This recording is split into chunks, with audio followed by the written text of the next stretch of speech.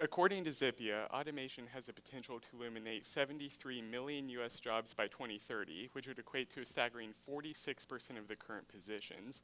As automation technology continues to evolve, many industries will be transformed and many jobs may be lost as a result. However, individuals with higher levels of education and specialized skills will be better prepared to take on these challenges and secure their careers in the long term. According to the same article, estimates show that at least 50% of the work done by those without a bachelor's degree can be replaced with existing technologies. On the other hand, having a college degree reduces that number by 29%. College degrees are not only essential for preparing students for the future and in jobs that don't exist today, but also securing the positions that do. And today we are here to discuss how higher education is needing to be reformed in the areas of the development of soft skills, the availability of internships, and the use of artificial intelligence within the classroom.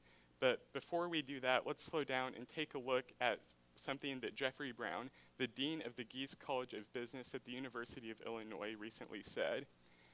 He said that the need for updated skills is expanding to nearly every occupation. We all must innovate and adapt. He then goes on to warn us that those who insist on clinging stubbornly to the past will risk becoming obsolete. It is for this reason that I am here today to speak to you about higher education reform. With that being said, let's get started by talking about how colleges need to reform the area of soft skills. Soft skills are something that employers take into careful consideration when evaluating potential hires for a company. But what exactly are soft skills? According to Indeed, soft skills are personal traits and abilities that help you work well with others. So soft skills are not only essential for the career place, but many other areas of your life, including personal relationships, as well as many others. But what exactly are soft skills good for, and why do colleges need to reform them? Soft skills such as communication, problem solving, collaboration, and teamwork, as well as many others, are essential to avoid conflicts and overcome obstacles in whatever area of your life you are currently dealing with. So what exactly do colleges need to do to reform soft skills? Colleges right now do work on soft skills in some form, but they don't direct as much emphasis as they need to towards them. So what are they going to do to overcome this problem? Many people have suggested developing soft skills as its own general education class, which could be required for either some or potentially even all majors in order to graduate. Other suggestions include offering soft skill checkpoints at the end of every quarter or semester, also to ensure that the students get the development they need in order to succeed in the future. So what benefits is this going to provide for students? As I mentioned before, soft skills are personal traits and abilities that help you work well with others, but this doesn't only apply to your career, but pretty much any area of your life. Let's go back to the analogy about a company hiring two potential candidates. Let's say the first one has a technical ability of level 10, the best of the best, but their communication is only a level 3. The employer may recognize their technical ability, but their lack of ability to communicate those ideas may make them a less attractive a candidate for the company. However, let's look at candidate B. Their technical skill may be only a 3, but if their communication is a 10, companies may see that as a lot of potential. Even though their technical ability may be lower, they can bring that up as they continue to work to an 8, 9, or maybe even 10 to get a well-rounded candidate. However, going back to option A, communication is much more difficult to teach. Even though their technical ability is a 10 and they could work behind the scenes, their lack of ability to communicate those ideas to individuals within the company or others outside of it may make them less attractive than the other option. So with that being said, companies may value communication and other soft skills over technical ability because technical skills are much easier to develop within the workplace. So as I mentioned earlier, soft skills are a great way to ensure that students can succeed in the future. But what if they don't want to just succeed? What if they want to excel? In order to excel, they need to get experience with what they do. And one of the best ways to get that experience early on is through internships. But what exactly is an internship? According to the National Association of Colleges and Employers, an internship is defined as a form of experiential learning that integrates knowledge and theory learned in the classroom with practical skills and applications in a professional setting. But what are some examples of internships that you may be familiar with? One great example is student teaching. It's not uncommon to see students from Pittsburgh State University with their badges assisting with classes at the elementary, middle, and even high school level. So that's a great example of an internship, and there are many others out there, but what exactly are they good for, and what do colleges need to do to reform them? Some majors, such as education and medicine, may have partnerships with local schools and hospitals, which would give students within those majors easier access to internships if they want one. However, other majors, such as engineering, may require students to take a more internally driven motivation to seek out those positions. But what if those positions aren't met? According to the 2021 report from the National Survey of College Internships, an astonishing 67.3% of students reported wanting to take on an internship position, but not being able to do so for a variety of reasons. And a perhaps even more astonishing statistic was that 60% of those students reported a lack of knowledge of how to find an internship in the first place. So the first statistics, with 2 of 3 college students not getting the internship positions they need, isn't something colleges can handle as easily. But the second one, that 3 in 5 students don't even know where to begin, is something that colleges can and should take care of.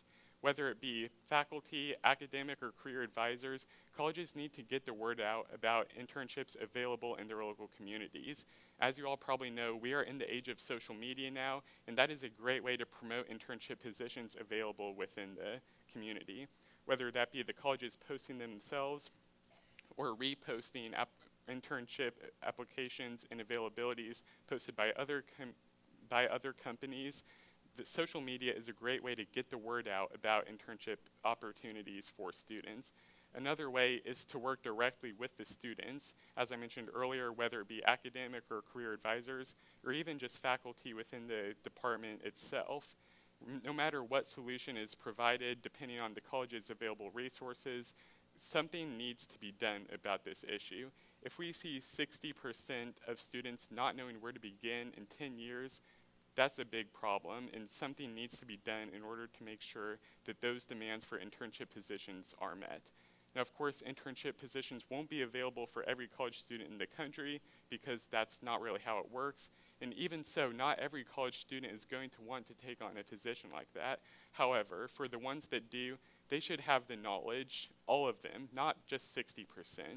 And getting those opportunities should be a process that is guided by some member of the university, whether it be academic or career counselors, faculty, or other members.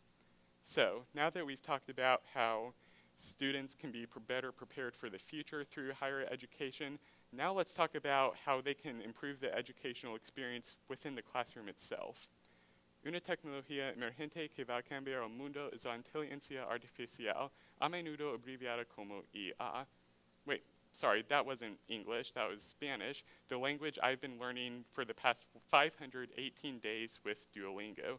Duolingo is one of the world's most popular language learning apps, with millions of users from all over the world and dozens of languages to choose from.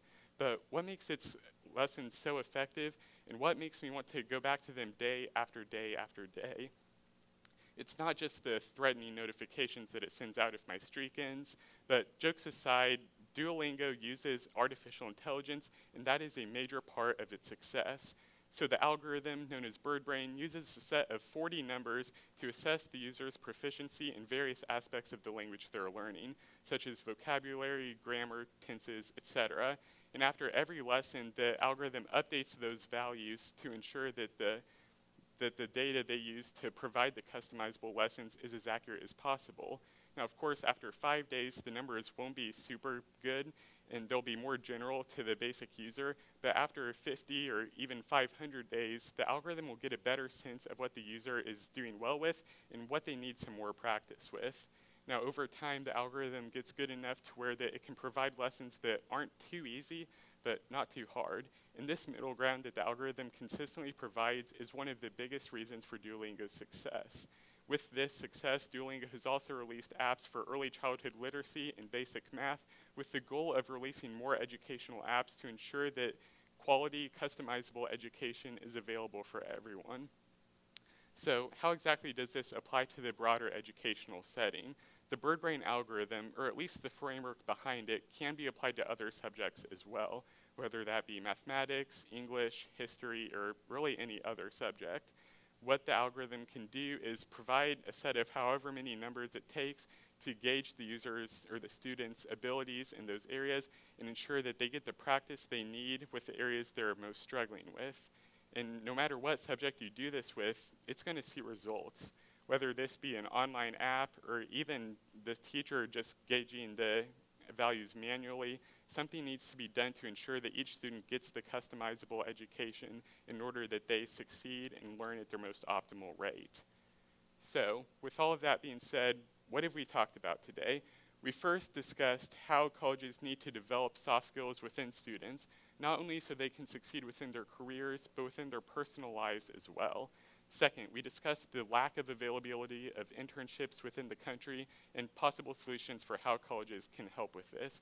And finally, as I just talked about, colleges can use artificial intelligence to both advance and enhance education in the classroom to ensure that the demands in the first 2 points are met. So with that being said, let's once again reference what Jeffrey Brown said earlier in the speech. Those who insist on clinging stubbornly to the past will risk becoming obsolete. If we don't make these changes now, or even in 10 years, education is going to fall behind the standards that technology provides us today. And if education doesn't keep up and the world moves faster than we do, then who's to say we'll ever get the academic necessities that the students need in order to succeed after graduation? So with all that being said, if colleges can even meet one or two of these methods of improving their educational experience, then we will see progress made and a step closer to ensuring that education is provided for everyone that deserves it. Class dismissed.